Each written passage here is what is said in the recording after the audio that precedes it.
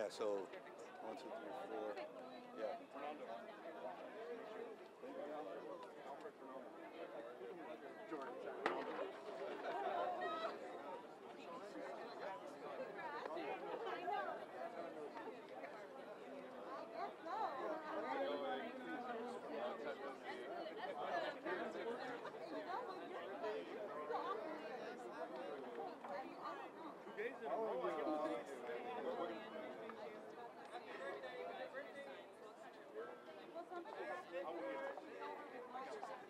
All right, so I think stay on this. I'm not going to probably in a meeting. Anybody want to hold this? Are you good? Anybody want to hold this? Yes. I can do it. I think they're going to have to later. They're getting bought.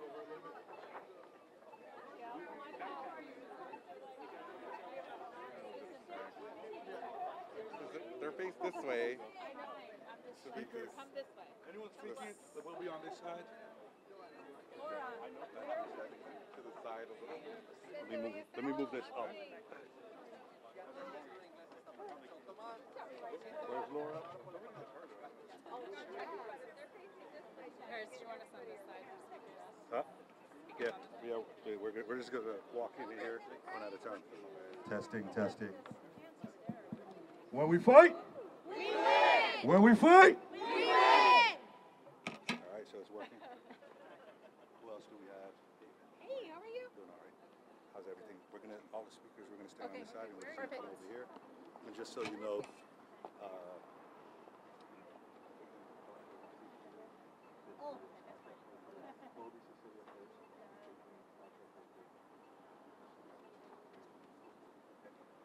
appreciate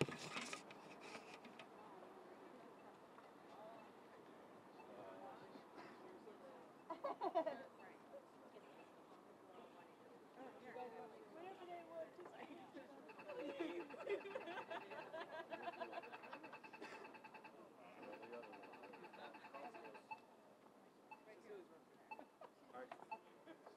Hey.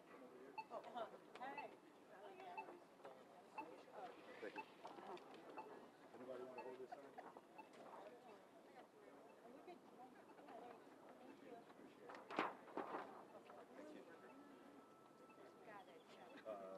Whenever you're ready. Oh, okay. There you Thank you. Are we on? Okay. Hello, good afternoon, everybody. My name is Cecilia Ortiz. I am a passenger service agent and I work for an airline service provider at Phoenix Sky Harbor Airport. We are all here today because airport service workers and workers across industries are sick and tired of putting our physical and mental health on the line and enduring the dangers of extreme heat for our jobs. It's working people like these that you see behind me who are the backbone of our city's economy. None of us, not an airport worker, not a farm worker, not anyone who is exposed to extreme heat should be put in harm's way, especially when the life-saving solutions are easy and simple. It's really so very simple to prevent heat illness. Easy access to water, air-conditioned break rooms, taking enough rest breaks and training can be the difference between life and death. And yet we are lacking much of that. In my job, I assist passengers, as well as many of us, in many different ways. We assist our passengers who need wheelchair assistance to get around the airport safely and comfortably. Air travel isn't always the most accommodating for our passengers.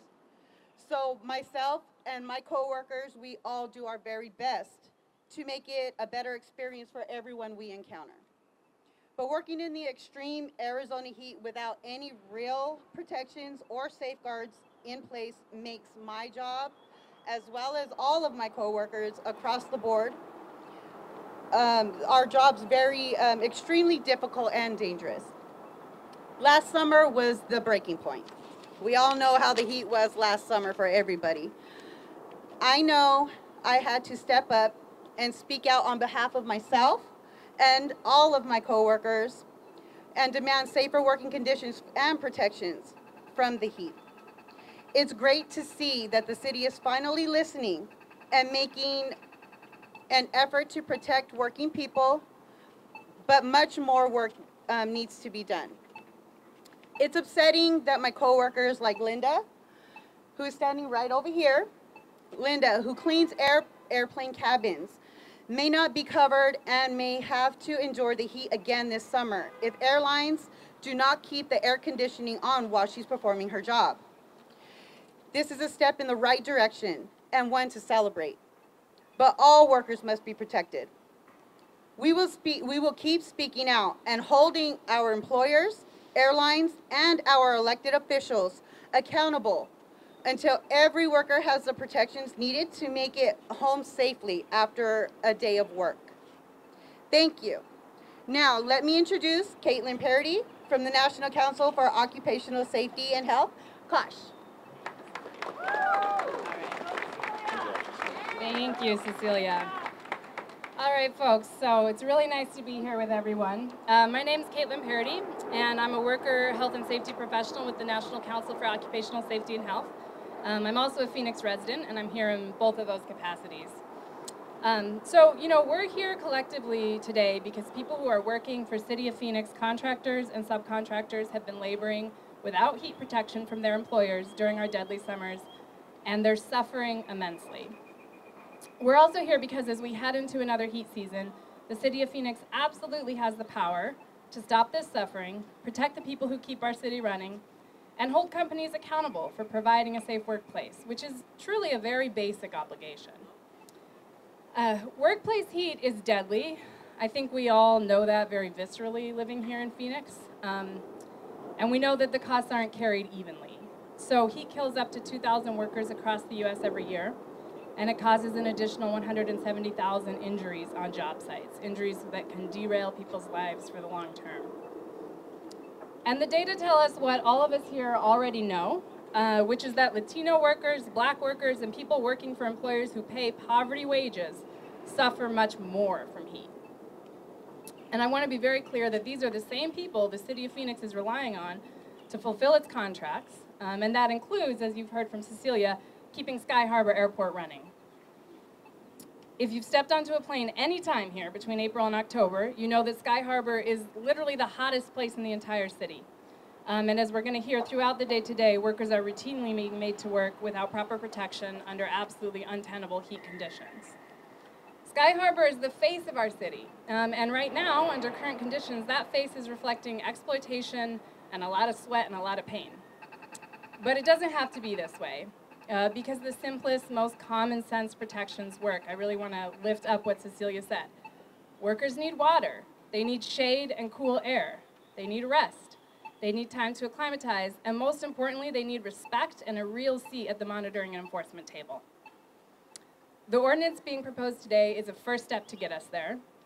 And I say it's a first step because after it's hopefully passed today, we need to see workers continue to have a voice in the rollout and to see companies be held strongly accountable for any failure to comply. I'm also looking forward to a future where the protections being considered today are expanded to include people laboring on planes and in hot indoor environments, as well as the city's own employees and even all the private sector workers laboring here in Phoenix, which is something that is possible and that I want us to all try to imagine.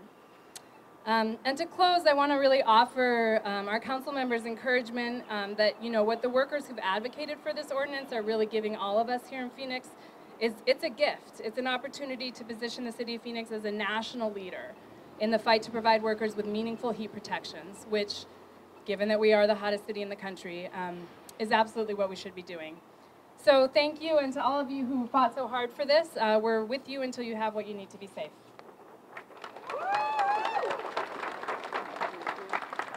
Thank you, Caitlin. You're awesome. So next, we'd like to introduce a Sky Chef worker, Filiberto Lares, with Unite Here, local 11.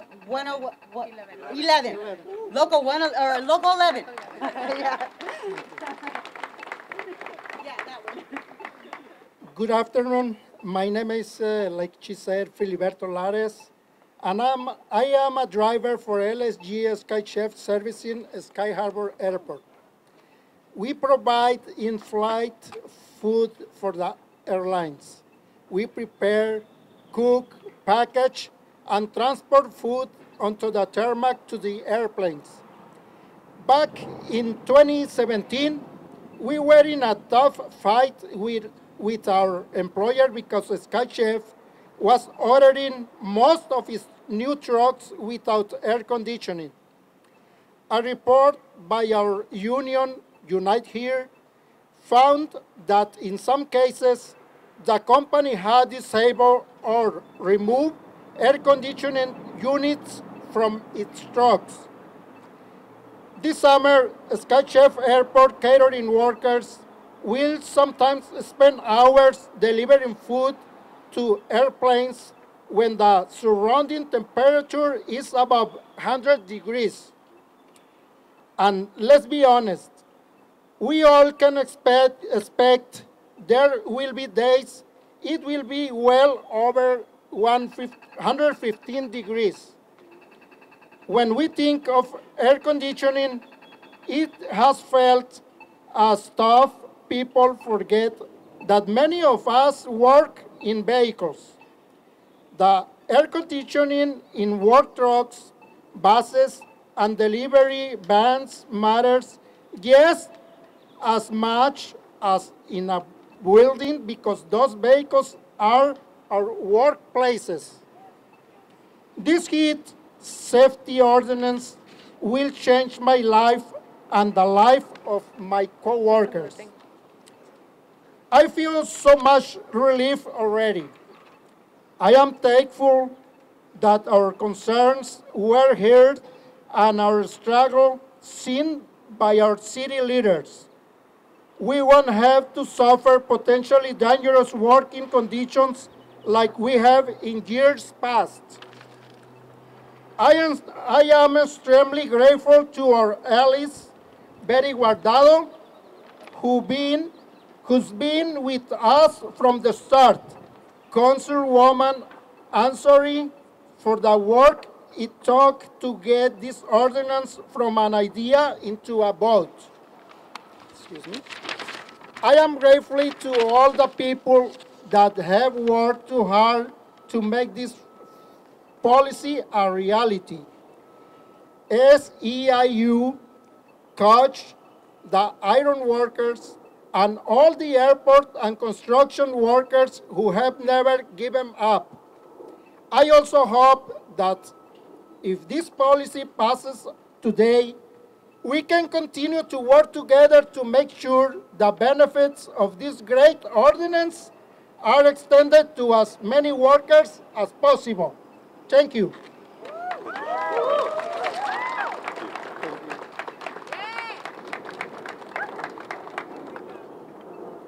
Thank you, Filiberto.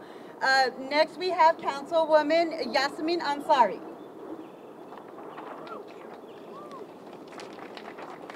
Good afternoon, everyone. I'm Phoenix City Councilwoman Yasemin Ansari, and I'm so proud to stand here today with workers who are demanding better working conditions and safety measures, especially during extreme heat. It's no question that extreme heat is our very own natural disaster here in Phoenix. Cities that deal with other weather crises, from blizzards and hurricanes, have strong safety measures in place to protect their workers to keep them safe and healthy. It's a no-brainer that we do the same for heat. This ordinance that City Council is voting on here today makes Phoenix the first city in Arizona to codify heat safety for workers and is the result of years of advocacy from workers and labor leaders who demand better for their employers and the city. But last summer, when Linda and the workers at SEIU and workers on our construction sites came to us as we were facing the hottest summer that we have ever experienced, we knew we had to expedite the process of improving our workplace safety conditions in Phoenix. While we are implementing stronger heat safety plans for our city employees, this ordinance shows that we hold our contractors, our subcontractors, and companies that lease City of Phoenix buildings to the same standard. Their workers may not have a City of Phoenix badge, but they're still City of Phoenix workers. This ordinance will require them to have strong heat safety guidelines and training so that workers and supervisors alike will recognize the signs and symptoms of heat-related illnesses. Training that will keep our workers healthier and hopefully save lives. I also want to recognize that this ordinance does have its limits. There are measures I advocated hard for that were not included, like anti-retaliation language and specificity around distance to water stations, and that heat breaks should be paid breaks. But it's my hope that this will be a living document that will be monitored as city monitors its efficacy and continues to hear from workers about what they're experiencing on a day-to-day basis.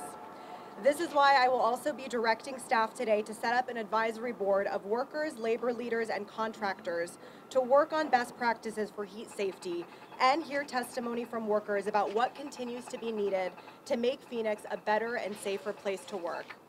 I want to thank SCIU and all of the workers here today for your advocacy, for working so closely with us, and for coming to council today to support this ordinance and for pushing us to be better. I also want to thank the many other labor organizations who have been an integral part of this process. Unite Here, UFCW, AFSCME, the Iron Workers, Arizona Pipe Trades, National Kosh Employees Union, and Phoenix Electrical JATC, among others. I even want to thank the contractors who were involved. At one of the contractor stakeholder meetings we held, nearly everyone in attendance showed support for this ordinance. Phoenix is a pro-worker city, and we must continue to make working conditions, pay and benefits, and safety a top priority. Thank you so much.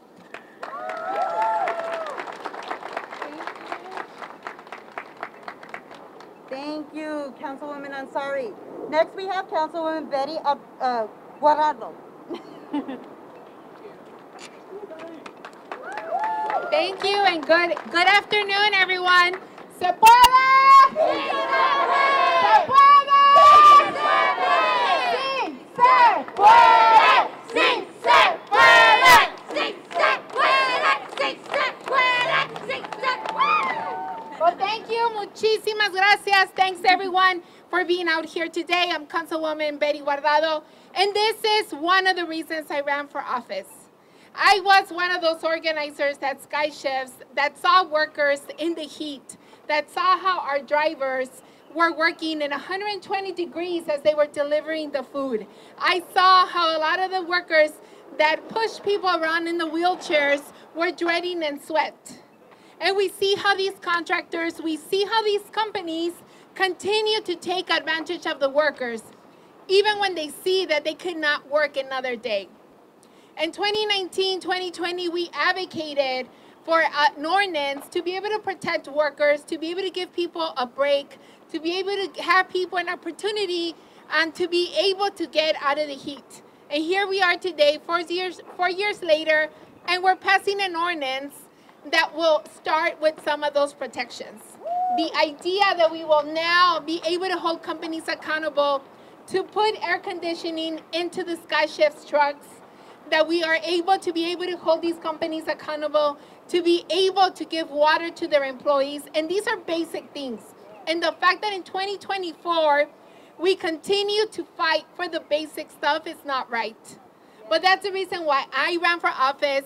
I was a union organizer, and I decided to bring union and labor to the dais.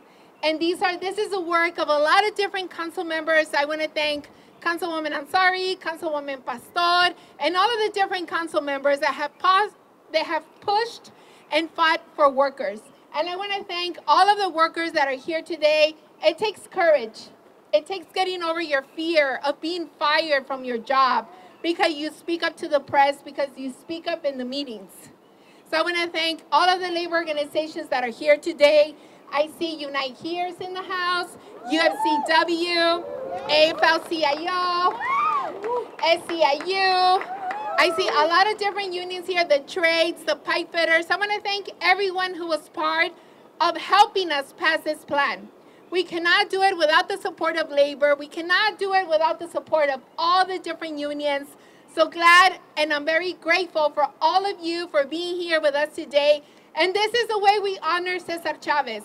On Monday, the city will shut down the doors and have a holiday to honor Cesar Chavez. And there is no better way to honor him than passing this ordinance today. So hopefully today will be a day of celebration, a day that we recognize and we hold accountable these companies to giving the workers the protections that they need as we go into into these times of heat. Thank you guys all so much.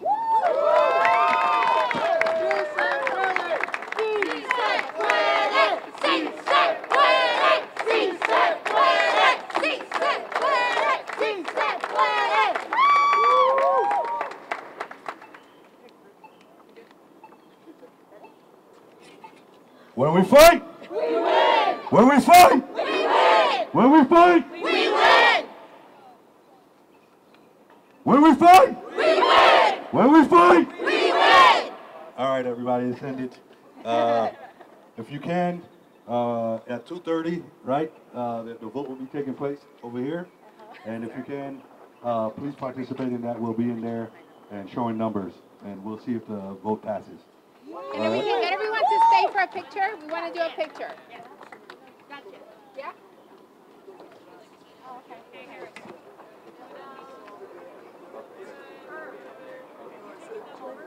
Yeah. After a picture. One quick picture.